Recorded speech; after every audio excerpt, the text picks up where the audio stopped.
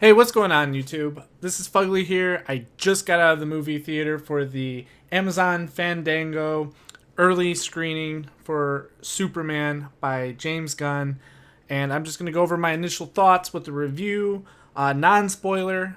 Later on, once I've kind of seen the movie a few more times, I'll kind of go over a spoiler review and kind of go more into detail on my thoughts on the film. But for now, I just want something to put out there before the movie even officially releases to just give you guys my thoughts. You know, Superman is my favorite superhero. It's my favorite line of comics. This is something extremely important to me, so I want to convey that and share this love of this character and potentially share my thoughts on this film to hopefully give it a bigger outreach. So that's kind of the goal of this review. It's kind of right off the cuff. I haven't really wrote out a script. I just kind of wrote out notes that I want to talk about. My spoiler review will be much more clear and concise. This is just kind of off the cuff thoughts. So please bear with me. So first off, let's talk about David Cornsweet as Superman. I think he did a fantastic job. There are shots in this movie where he looks just like something out of a comic book. He sounds just like Superman. His emotions come across just like Superman. It's incredible. He does a fantastic job. I'm really happy that he had this opportunity. Now, to address some of the Snyder fans, I love the Snyder movies. I loved Henry Cavill as Superman. Just to be upfront about that, I think the only reason that it didn't make sense to use Henry Cavill in this, because I know that James goes like, we want a younger Superman. I really do think like they could have actually used Henry Cavill for this story, because it's more advanced Superman. They don't really get into his origin. They don't really show him like learning anything, so they could have already used an established Superman for this. But I think James Gunn wants to just purely get away from the DCEU, the Snyderverse, and just establish something new and make this feel like a full reboot. And in some ways, he did a good and a bad job, and I'll kind of get into that later. But the replacement for Cavill is David Cornsweet, and he certainly fills the boots of Superman well. He did a fantastic job. Really no complaints there. Rachel Brosnahan as Lois Lane was phenomenal. You could tell that she's definitely channeling some Margot Kidder. It reminded me a lot of like the DC animated universe from the 90s and early 2000s Lois Lane, especially like in some of the outfits and how she looked. There's like a little bit of Bitsy Tulloch in there too. I think she was channeling like a lot of the previous Lois Lanes, and it was really awesome. She did an incredible job. She had incredible chemistry with David Cornsweet, and yeah, she was just a phenomenal Lois Lane. Definitely one of the best Lois Lanes I have seen. I As far as Superman and Lois Lane, as far as my favorite portrayal so far, I think my favorite Superman still is going to be Tyler Hoechlin. And I'm not quite sure about my favorite Lois Lane yet, but Rachel Brosnahan is certainly in the running for that. And David Cornsweet is probably top 4, I would say, if not top 3. So he's definitely up there. Nicholas Hoult as Lex Luthor, it was something straight out of a comic book, just pure comic book villain with all the antics and schemes and the way he acted. Like, it was so dramatic and over the top, which was awesome. So if you're not into that kind of thing, if you want something more serious and grounded and realistic, this isn't for you. This is a pure maniacal comic book villain. That's what this Lex Luthor is. It feels like something almost out of the Silver Age. Almost, it is something that you would see out of like one of the more popular Superman comics, such as All-Star Superman. Skylar Gisondo, I'm not quite sure how to say his last name, but what's Jimmy Olsen? I'm familiar with him from Righteous Gemstones. He did a great job on Righteous Gemstones, so I'm happy to see him take on the role of Jimmy Olsen. He did an incredible job. It was like a true to form, modern day Jimmy Olsen, but that also respected like kind of the charm of his comic book character that has evolved over the decades, just kind of this guy that kind of stumbles into like wacky scenarios and it's always seeming to find a way to get involved in stuff. He did a great job of portraying that character. Some of the other stuff that I really liked about this movie is that Superman is smart. He comes across as someone that has actually put a lot of thought into what he can do and how to utilize his powers. He fights smart. He doesn't like hold back against times where he shouldn't be holding back. He actually uses his abilities in a way that makes sense, which is awesome to see. The Justice Gang is amazing. They're probably one of my favorite parts of the movie. Guy Gardner was true to form as far as his comic book self goes. Like, you're gonna love him. Mr. Terrific, I'm really excited for a lot of you that aren't familiar with this character to see this character. I was a bit nervous when they first announced who was going to play him because he's very skinny compared to how he appears in the comic where he's like bigger and bulkier.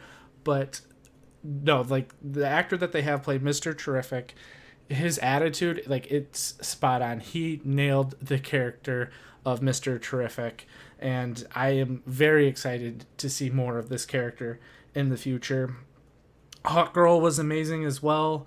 Very cool. So the whole Justice Gang did a good job of being like supporting roles, but also like establishing themselves. Metamorpho was also in this movie, and I kind of feel bad because not a lot of people are going to be familiar with Metamorpho, and the movie doesn't really give a good job of explaining Rex Mason's past. So I recommend actually checking out the latest 6-issue series of Metamorpho that just came out this year, and reading that before you see this movie, just so you have like a little bit more familiarity with this character. Last but certainly not least is Crypto the dog. He steals the movie, steals every scene that he's in. It's really awesome to see him and his dynamic with Clark and how they try to get along, and you even get to see him kick some butt in some battles too, which is awesome. It was so cool to see Crypto finally in a movie, and of course James Gunn is known for being a huge animal lover, so it's no surprise at all that he made Crypto kind of the star of this movie. Some of my criticisms of this movie, the thing that I didn't appreciate the most, so the thing that I disliked the most, is it kind of sabotages the Kryptonian parents of Superman, Jor-El and Lara, and I didn't appreciate that.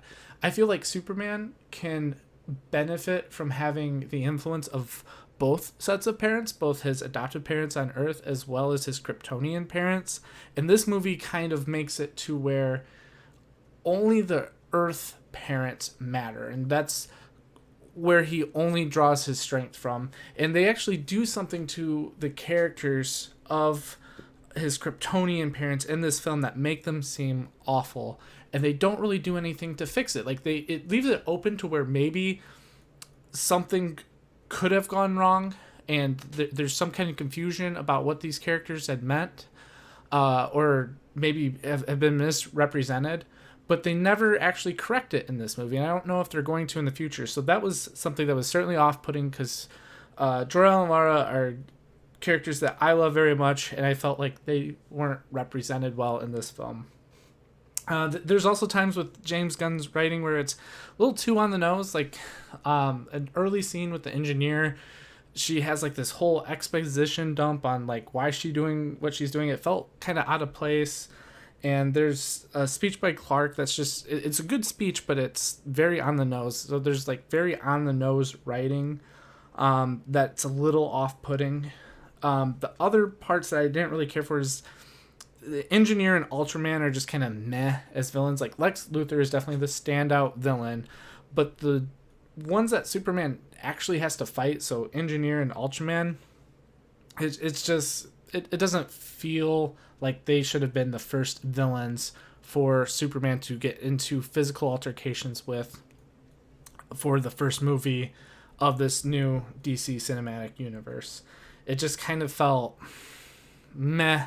And even kind of the reveal of who Ultraman is, it's very meh. So don't get your hopes up too much about that. The last part that I have to complain about is just kind of like the awkward introductions. Like I kind of mentioned, Metamorpho, and you don't really get like a background into these characters. So if you're not familiar with these characters, this movie won't do anything to really help establish who they are.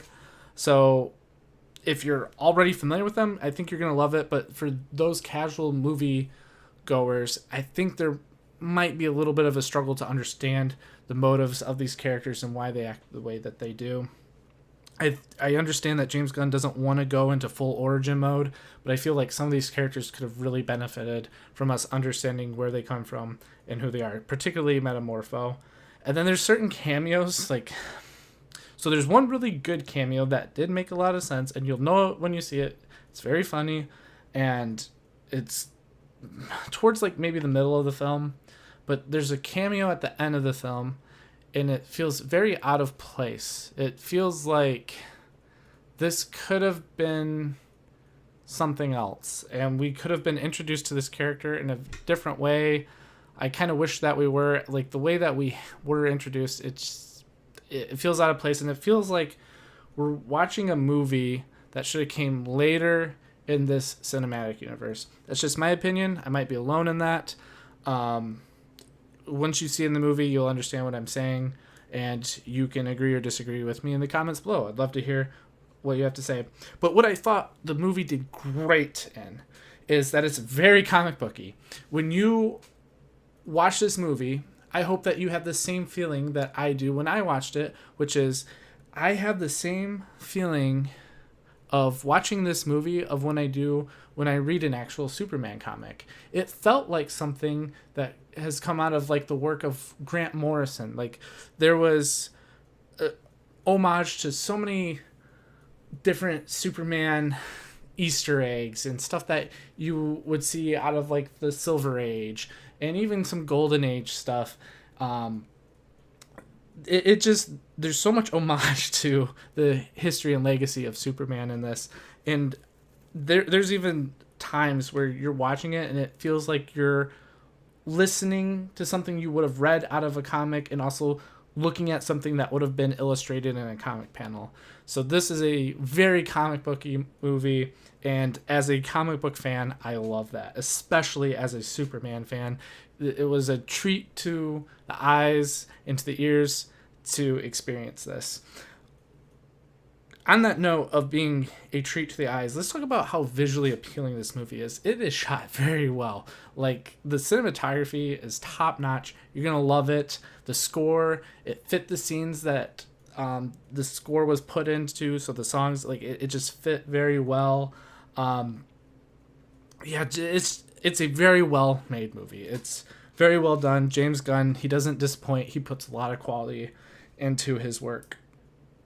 And then last but not least is I did appreciate the humor. I was a little worried that like James Gunn's style of humor wouldn't work in a Superman movie, and he found a way to make it work. He found a way to use his typical style of kind of like the ragtag characters like the Justice Gang, and he made it work in like the most famous superhero and most important superhero of all in a Superman movie without them overshadowing Superman 2. He found a way to make them complement Superman, which is something I was worried about, and he was able to pull that off. So with all that being said, let's give this movie a final score. So I've been kind of going back and forth between like an 8 and an 8.5 out of 10 for this movie, and I think just off the cuff, kind of like reviewing all this stuff that I wrote down, all this that I've talked about during this review, I'm going to award it an 8.5 out of 10. I got to give it that extra boost up because, you know, walking away from the movie, I felt very good afterwards. Yes, there was a lot of things that I didn't care for, but it's heavily outweighed by the things that made me feel really good, especially as a huge Superman fan. So, if you enjoyed this review, I would like it if you would leave a comment below, or if you didn't like it, leave a comment as well. Give this a like, and let me know if you would like to see more content like this in the future, more movie reviews, maybe video game reviews, or if you just want to hear more about my love of Superman. I have a lot to share when it comes to Superman, so I hope to engage with you more in the future. Thank you for your time. Have a good one.